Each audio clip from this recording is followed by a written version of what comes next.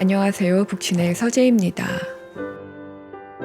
여기 영화를 못 찍는다면 내 인생은 의미가 없다라고 말하는 노장 영화 감독이 있습니다. 스페인을 넘어 전 세계 영화인들의 관심과 사랑을 받는 70이 넘은 페드로 알모도바르가 그입니다.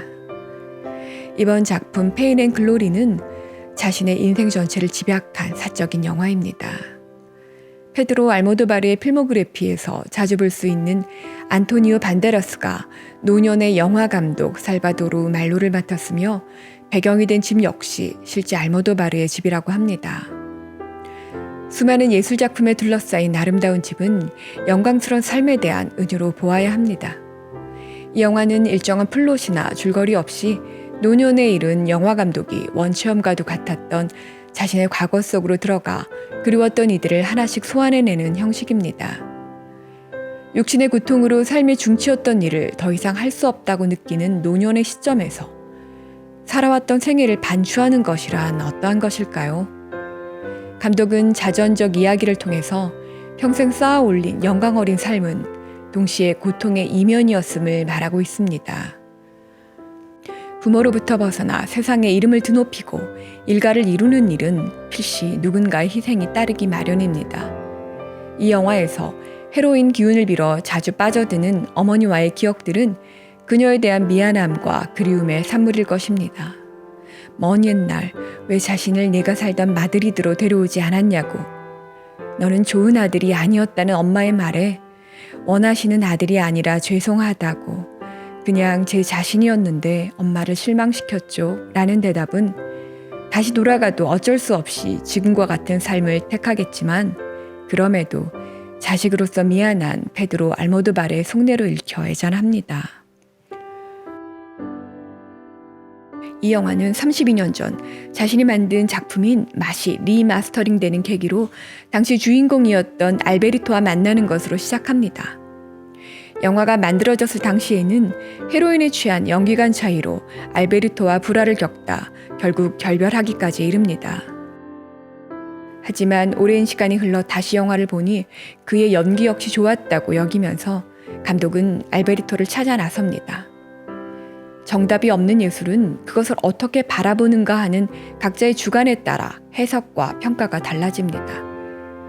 그것은 예술의 속성이지만 지나간 것들을 대하는 인생에 대한 태도 역시 크게 다르지 않으리라 봅니다. 윤색을 거치지 않은 추억이란 없습니다. 어린 시절 가난했던 기억은 마치 영화의 한 장면처럼 복원됩니다.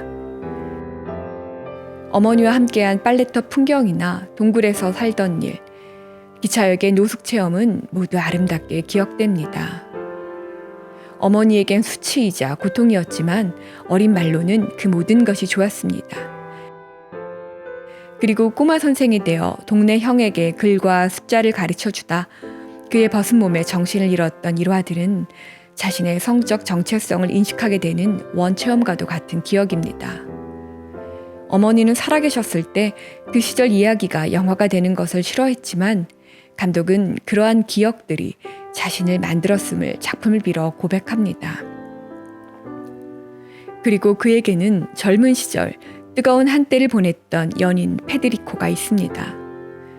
30년이 지나 화해하게 된 알베리토는 감독 말로가 써놓은 극 중 하나를 무대로 올리는데 이것이 바로 연인에 대한 이야기입니다. 우연히 이 연극을 보게 된 페데리코는 그것이 자신과의 이름을 알고 오래전 연인 살바도르 말로를 찾아갑니다. 수십 년이 지나 재회하는 이 멋진 노년의 남성들은 뜨거운 키스를 나누며 아직 서로에 대한 감정이 남아있음을 확인하지만 하룻밤을 함께하는 대신 각자 일상으로 돌아가는 것을 택합니다. 지난 일들은 지나간 시간대의 것으로 돌려놓고 현재화하지 않는 것. 이러한 태도는 연인에 대한 감정뿐만 아니라 영화 속 모든 에피소드를 관통합니다.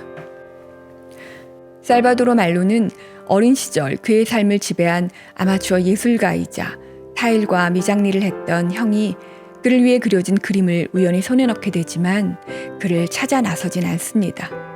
과거는 기억 속에 봉인된 채로 있을 때만이 아름다울 수 있음을 알기 때문입니다.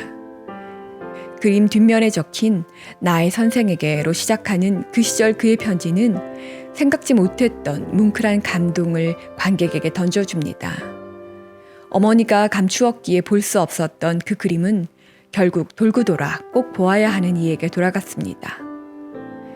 이 장면은 한 개인의 사적인 경험일 수도 있지만 확대해 보면 예술에 대한 은유로도 읽힙니다.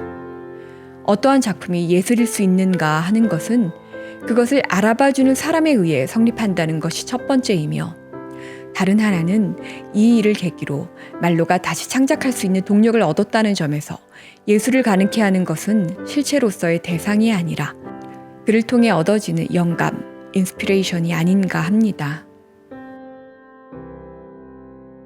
페드로 알모도바르는 이 영화를 제작한 후 이 영화를 제발 문자 그대로 받아들이지 말아달라. 페드로가 이걸 했고 저걸 했구나 하는 식으로 말이다. 영화는 허구일 뿐이다. 라고 인터뷰에서 강조했습니다. 자신의 삶을 반추하는 영화 속 노감독 살바도르 말로는 감독의 실제 인생을 떠올리지 않을 수 없을 정도로 흡사하지만, 알모도바르는 만들어진 모든 영화는 허구의 산물임을 여실없이 보여줍니다.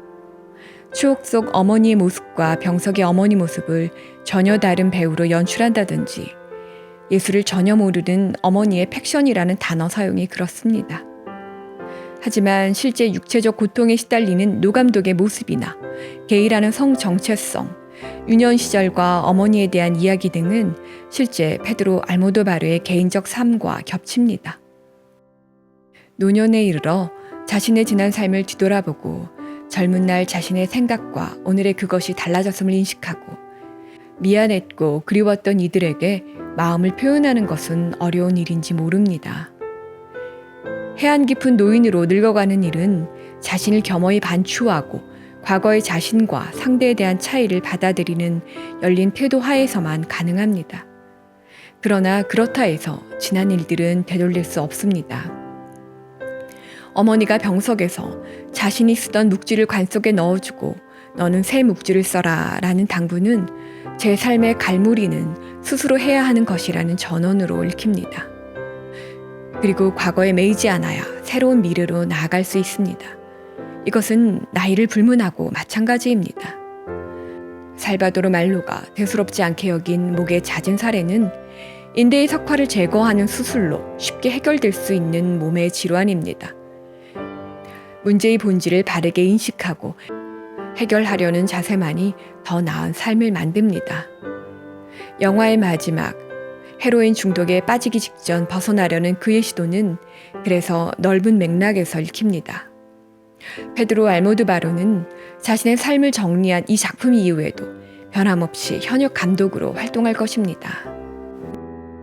무엇보다 감독의 사적인 삶을 놀라울이 많지 아름다운 미장센으로 보여준 이 영화가 수많은 영화팬들에게 더 없는 감동과 아름다움을 주는 것은 사적 삶에 대한 고백에서 그치지 않고 인생이라는 무거운 질문에 대한 근본적 성찰과 맞닿아있기 때문입니다.